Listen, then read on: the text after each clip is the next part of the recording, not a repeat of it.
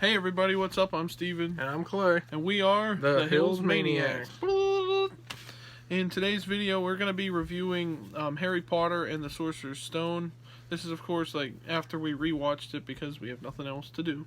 Correct. Other than watching movies, playing video games, things like that. So we've been rewatching a lot of movies, and we decided that we'd kind of give our thoughts on them after seeing them now compared to like the first time we've seen them.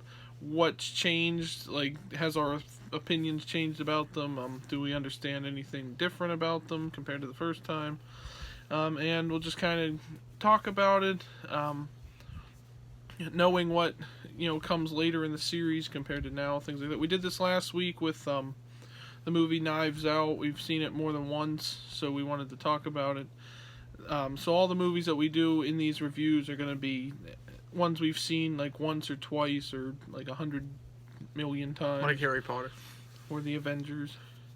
So let's get started. So Clay, you're the Harry Potter fan. Yes. Get into it. Okay, so when I first watched Sorcerer's Stone, I just kind of watched it as a movie. I didn't know there was going to be a series on it. I didn't know that it was going to be such a big movie franchise. And watching the Sorcerer's Stone when it first came out, I think in 2001, Was that long ago? Wow. I think was the first one. I was only like 5 or 6 when it came out, and so as a kid I just thought it was a cool movie. It's magic, it's wizards, it's every little kid's, what they picture life being, pretty much. But then, once you actually watch the whole series through, and then rewatch it, you start to pick up on a lot of the subtle little hints that they were actually able to put in the movie way back then, even before they knew where the series was going. And so things like the Sorcerer's Stone, which doesn't really play a big part in the rest of the series, but it plays a big part in this movie. And when you first hear about it, it's just really subtle. We see it in Gringotts when Hagrid takes Harry to Dumbledore's vault at Gringotts, which we learn later was actually Dumbledore's vault. We just thought it was Vault 713 or whatever number it was. And we learned later that was actually Dumbledore's Gringotts vault, which was also a big way to play into the series. But the Sorcerer's Stone ends up becoming a major part of the movie, and at first we're just like, alright, Hagrid's just taking this little rock-shaped thing out of a vault. We don't know where it's going, but then later on it ends up building into it. And even, spoiler alert, Professor Quirrell is a bad guy, if you haven't seen Harry Potter, which you probably shouldn't be watching this if you haven't. But there's, learning about Horcruxes throughout the series, one can speculate, because it's never been really confirmed that Professor Quirrell was a Horcrux for part of Voldemort's soul, but we do see that when Quirrell dies, Voldemort's soul comes out of his body and floats away. So it's never really been confirmed, but it's never really been denied either that there were 8 instead of 7 Horcruxes, because Harry would have been the 7th one that Voldemort never meant to make. But if Quirrell counts as a Horcrux, then there would be 8. So but I think that's why they don't like counting Quirrell, because they try to keep that 7, because 7 is a big part of the franchise. Yeah, and even planting that in the first movie, it's like, at that time you wouldn't have known what Horcruxes were. Right. We'd never heard the name, unless, I don't know, we if never mentioned it in the books. We never really learned about Voldemort either at that point. He was just Hagrid gave that backstory, that Voldemort killed Harry's parents. But that's all we really knew about Voldemort at that point in time. And then watching the rest of the series, we find out a lot more about Voldemort and the Death Eaters and everything that happened pre-Harry, pretty much. And so it was just really good at building that up. And J.K. Rowling already knew how the entire franchise would end with the battle between Harry and Voldemort. She just didn't know the in-between. And so the fact that they were able to introduce Horcruxes in this movie without actually saying that they introduced the Horcrux in this movie, Yeah. it was just really plus great at the Nagini way was they in did there. it. You know, that's the first time we see Nagini. And a lot of people don't realize that either, that the snake that Harry sets loose at the zoo is actually meant to be Voldemort's Horcrux snake, Nagini. And so the fact that those two meet each other and Harry can talk to the Python, which also sets up for later on in the series in Chamber of Secrets, tells us that they were really paying attention to a lot of detail. And having never read the book, I would have never caught on, I still haven't read the book, so I don't know if any of this was explained in the books or not, because I watch movies, I don't read books. But this storytelling, how they set everything up in the first movie without anybody even realizing it, and then once you rewatch it, you're like, oh, well, it was all here in the first. Yes. They pretty much tell you what's gonna happen in the series in the first movie.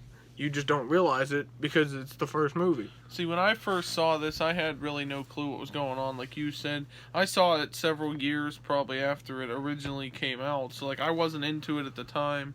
He kind of got me started on it. I still have no clue half the stuff happening in the whole movie series. But I've only seen, the ones I've seen the most, probably the first two Harry Potter movies. I've seen that in, like, maybe 6 times each.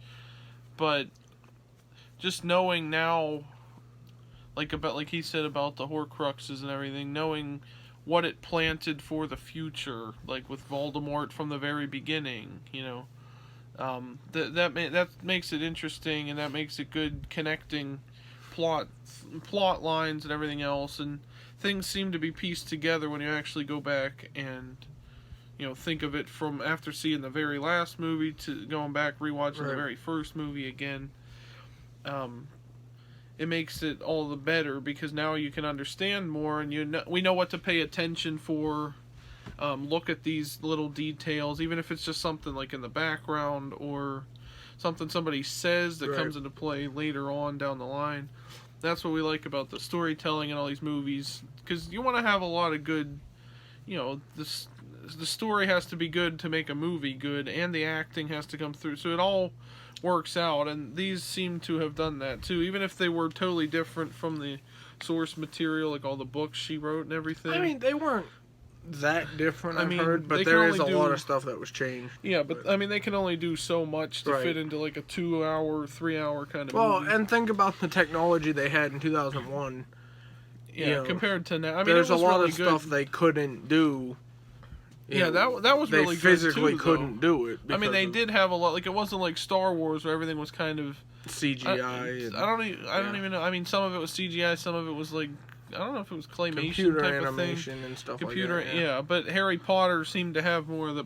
By 2001 or whenever it came out, it did have that graphic where you could make a ghost or ghosts and things, and that was really good too. That seemed to be ahead of its time almost. I don't really know when that kind of stuff started, I guess, in movies, but and now seeing it to now, it's still almost perfect. Like, it makes it look so real and everything, and that's another thing about the movies that was. That's why I love having them on DVD or having like streaming services and stuff where you can rewatch these movies, because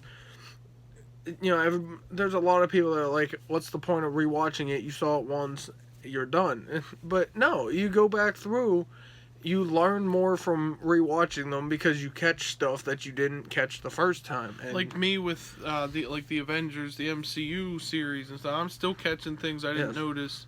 Even going through watching other YouTubers talking about things that they've seen, And then you and go things back like through that. and you're like, well, he said he saw this, so I'm going to go watch this scene again. Like the so second that time I can saw watch it. Avengers Yeah. Endgame, this time I noticed Howard the Duck in that final battle Right. scene. I didn't notice that the first time. Right. I wasn't even paying attention. I was trying to see who was all in that final battle. But Because then now you can go back through, now you go and back now through and that you you can know who to find it. look for, you can pause it and be like, okay, I know what this person looks like. I'm going to go through and find them, you know. And that's kind of the same here with me with Harry Potter too. Is like, yeah, I go back and I rewatch it, and I do know, like, I know about things, like I know about the Horcruxes. I know there's some things that like I don't really catch on to that I might not learn in the first one. I haven't seen them as many times as he has, but just watching them though, it's like, yeah, I get the connections and everything.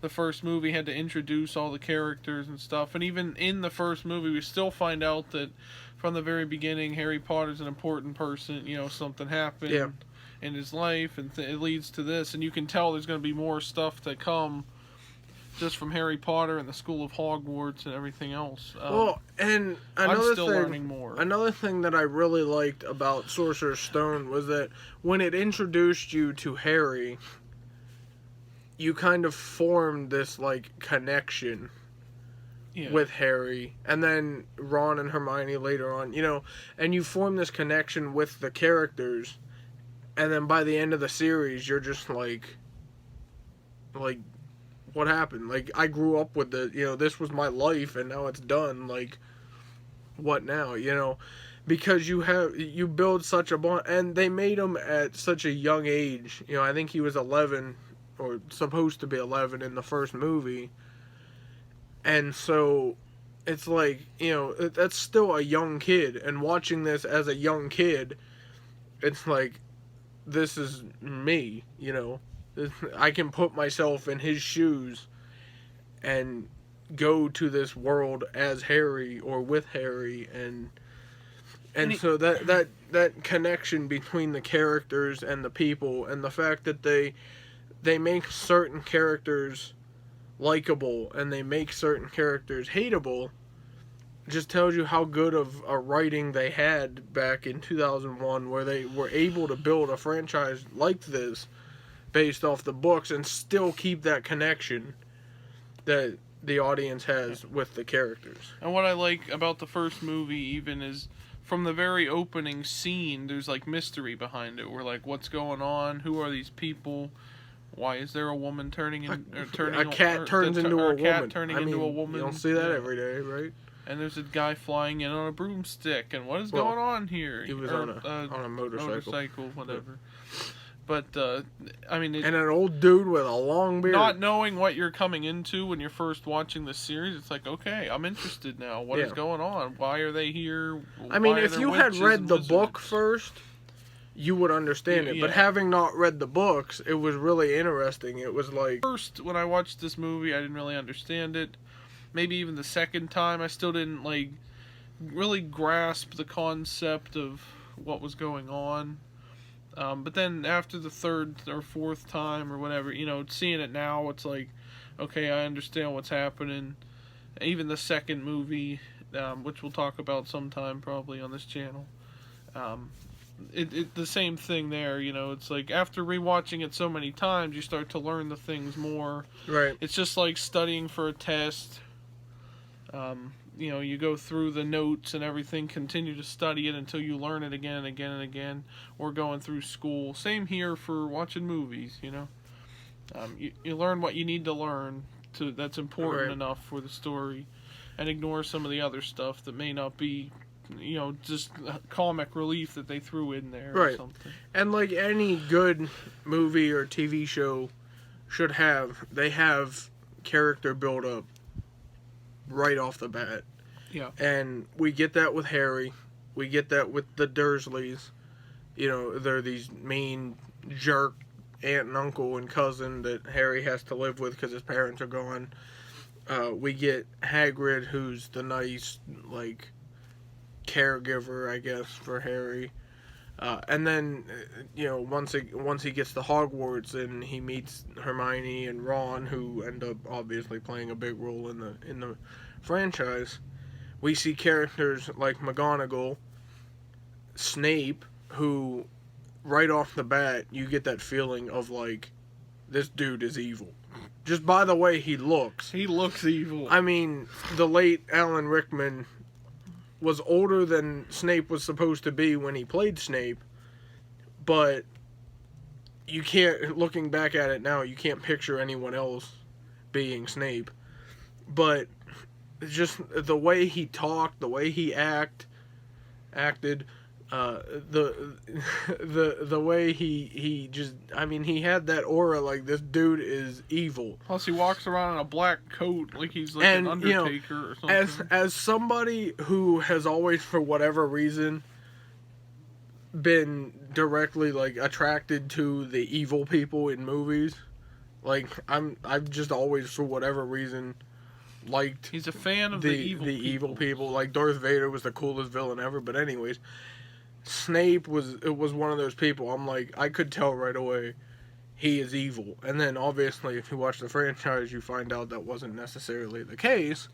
But just the way that they were able to build that up and make you think, you know, Snape is the bad guy and here Quirrell is the bad guy. They had two totally different personalities from who we thought they would turn out to be. Like, Quirrell was the stuttering professor that just seemed like he was just a professor, you know, and you're like, Snape is clearly the evil guy. And then, well, you were wrong. But, you know, and just the movie's just great at doing that. You know, for it being the first movie in the franchise, it gives you that character development that you need to fall in love with certain characters. You know, you need that in order to want to keep watching, because you're like, well, I want to find out now what happens to Harry. You know, I want to know what happens with Hermione and Ron and Dumbledore and McGonagall and all that. And so the movie was really good at building up that character development in the first movie. And not just the main character, like it also built up who the bad guy of the whole franchise was going Voldemort. to be. You know, like right off the bat, immediately in the first movie, we see there's this evil presence out there that's going to threaten Harry and his friends. Well, and even with the wands, like something as subtle as choosing a wand for your life, you know, for being Harry, the fact that it still plays into the storyline between him and Voldemort. The fact that his wand and Voldemort's wand are pretty much one and the same. And, you know, it's just... And Ollivander plays a big role later on when he helps him with the Elder Wand and stuff. But just all this foreshadowing and all this storytelling that... I mean, this is one movie, the first movie in a franchise that hasn't happened yet. And they're still able to put all of this information in there to where when you rewatch the entire franchise after seeing it, you know, seeing every movie once, and then you rewatch it, you're like, hey, you know, I can now figure out why this was in there. Things you might not think were that important end up being like a main plot of the entire franchise. Yeah. So those were some of the things we liked about Harry Potter and the Sorcerer's Stone. Let us know down in the comments section what you guys like about this movie. If you've seen it multiple times or are planning on seeing it. I hope we didn't spoil too much. If we did, I mean, it's a spoiler review. We say that at the beginning, so sorry. But go check out the movie if you haven't seen it, or if you see it a second time or whatever. It's been on DVD forever now. I guess if it came out in it's on USA like every week. Yeah, they have Harry Potter. The whole Harry Potter franchise plays on the USA Network or Sci-Fi every week on TV. So go check those out as well. And stay tuned for more videos like this on our channel. Like, I think next week we're probably going to do one of the first, like maybe the first Avengers movie or something in the MCU that we're going to talk about. We're just going to continue to go. Every Sunday we'll be trying to do these like rewatch reviews, things like that. So if you're into these sort of things, leave us a like and a comment, and subscribe to our channel for more of these videos. So, and remember, guys, help will always be given at Hogwarts. Take care, guys. Bye, guys.